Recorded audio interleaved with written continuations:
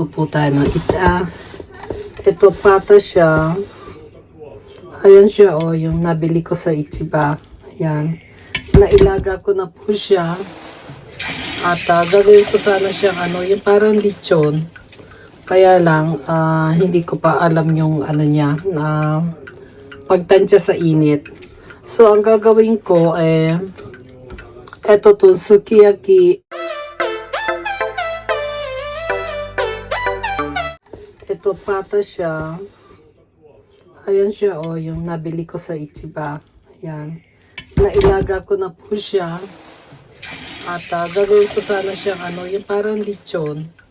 Kaya lang, hindi ko pa alam yung niya, na pagtansya sa init. So, ang gagawin ko, eto to, sukiyaki. Ilalagay po natin dito. And then, nilagyan ko po ng isang buong sibuyas. Ayan. Gagawin ko siyang ano pangalan nito? Paksiw ba? Ayun, paksiw na. Ilagay ko na kaya lahat to. Gagawin po natin siyang paksiw na pata. Ano yan? Experiment po. Hindi ko pa siya nagawa. I-try natin. Tali.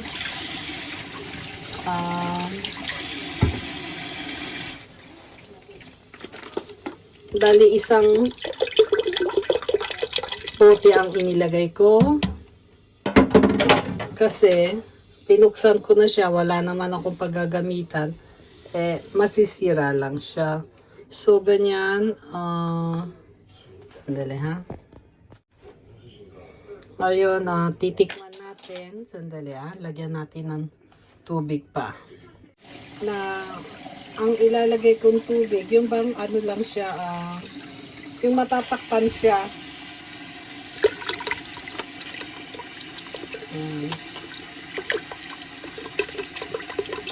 Ano na naman siya luto na po siya. Ayun. Ano po natin siya, rice cooker dyan. Ano pangalan nito?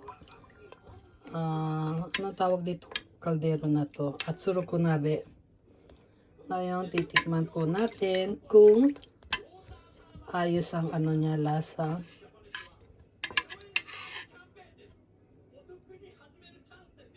Kasi baka maging maalat.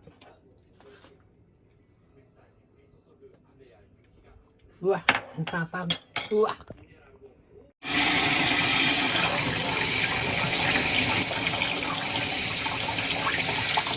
Matapang po. Yeah.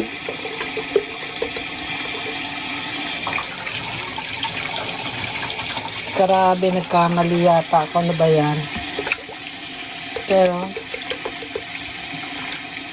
sa natin.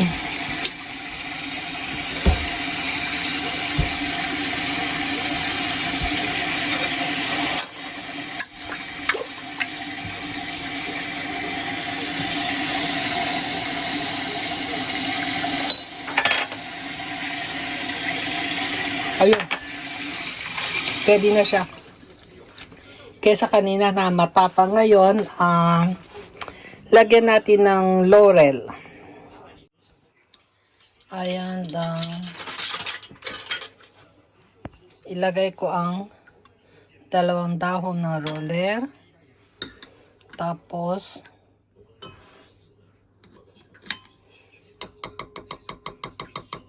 teaspoon na asukal.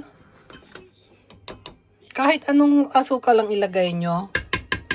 Ayan. Tapos, 2 kutsara, di ba ngayon? Sandali, takal tayo ng ng pangalan nito.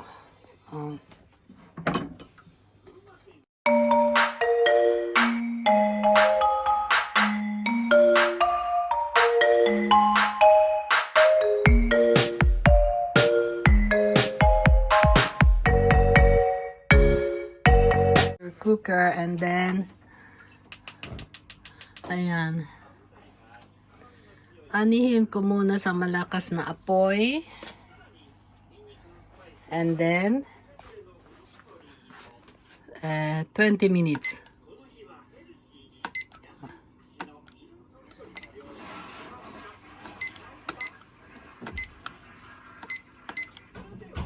Yan. 20. Ayan, nag-start na siyang mag-whistle. Kumukulo na yan. Ngayon, hihinaan natin ang apoy.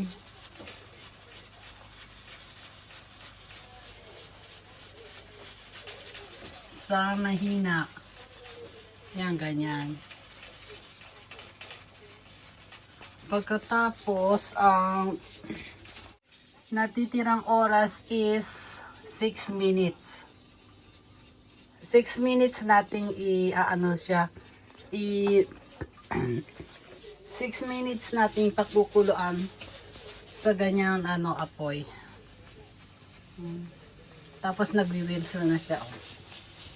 Yan. Ayan siya. Ayan, natapos na po ng bali pagkulo niya 5 minutes. Kasi kung bubuksan ko siya, baka sumabog at medyo kumukulo pa rin yung sa loob. Hahayaan po na natin yung hanggang sa mawala yung tunog niya. At doon natin ulit titignan kung malambot na siya. Sayang naman kasi kung pasisingawin ko siya para mabuksan lang, sayang naman po yung init niya. Yun. Sige po, mamaya na lang po ulit. Ayan, tahimik na po siya. Tignan po natin kung malambot na. Oh. Sandali, kuha lang ako ng tinidor. Medyo matigas pa.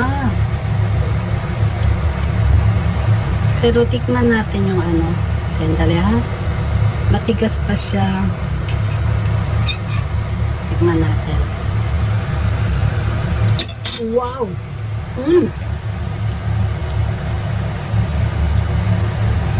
Ayos siya. Kaya lang,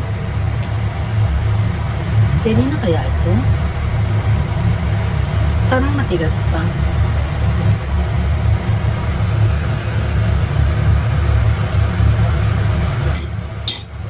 Pwede na.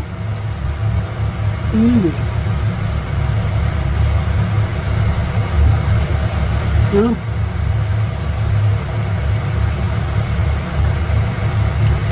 Anito natin pwede na po siya at umano na rin po yung lasa niya. Mga 5 minutes pa. Anin ko po ulit ng 5 minutes. Ayan po.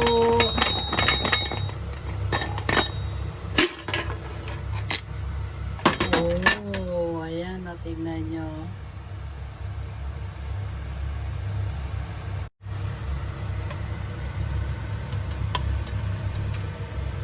Wow.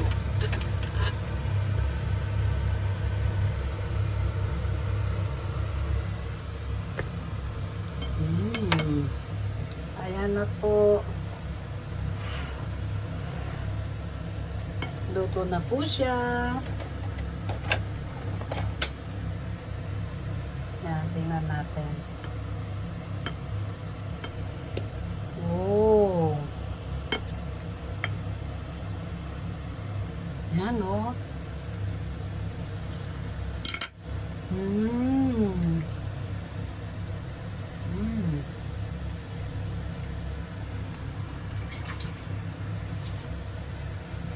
Paksil na pata po siya. Ang sarap.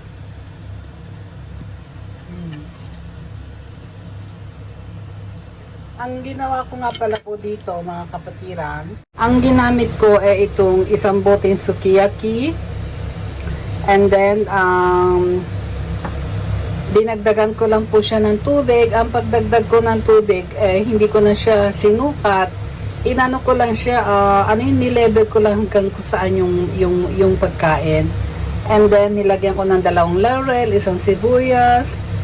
At, tikman nyo din po, nasa inyo na yun kung maalat siya. Kung naalatan kayo,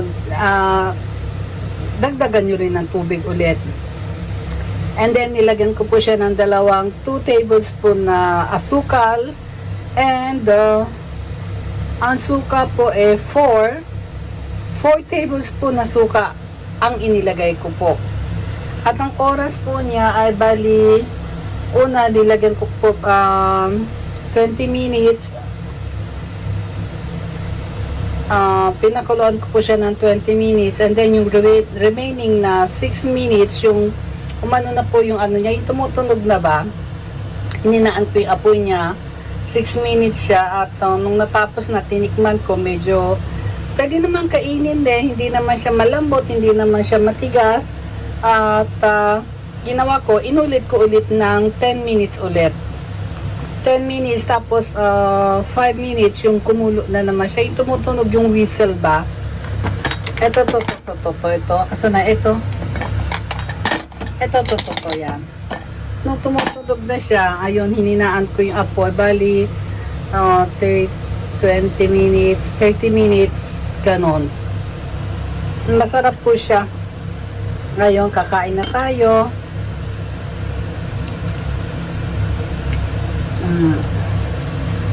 Ano po siya, nandaro? Paksiw?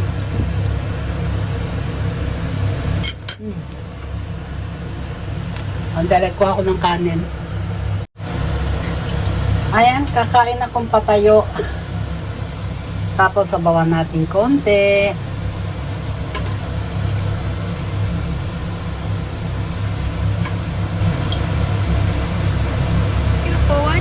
Sana Ito yung po sibuyas. nag-enjoy kayo ulit sa aking Sandali, maghugas lang ako cooking ng show. kamay. At i-try ninyo din po mga kapatiran, lalo na dito sa Japan na hindi marunong magluto ng paksiw. Yun lang po ang gamitin nyo, yung sukiyaki no tare. At ma-enjoy po ninyo yung paksiw na pata. Sarap. Okay po, bye-bye. See you on next vlog po. Bye-bye. Thank you for watching.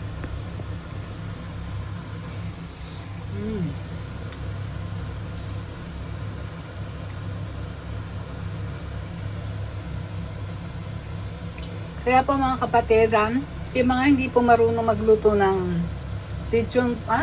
paksiw na pata, yung mga hindi marunong po magluto, ganito po ang gawin nyo. Ayan lang siya. Sukiyaki lang po yan ang gamitin nyo. Tapos, dagdagan nyo ng tubig kasi matapang siya. Ngayon, tikman nyo kung maalat siya or what. Ngayon, kung okay na yung sa panlasa nyo, lagyan nyo na ng unang, bali ang asukal, 2 tablespoon lang na asukal, and suka is 4 tablespoon po. Okay po, bye-bye. Sana po na-enjoy nyo ang aking idea. Okay po, see you on next my vlog po. Bye-bye!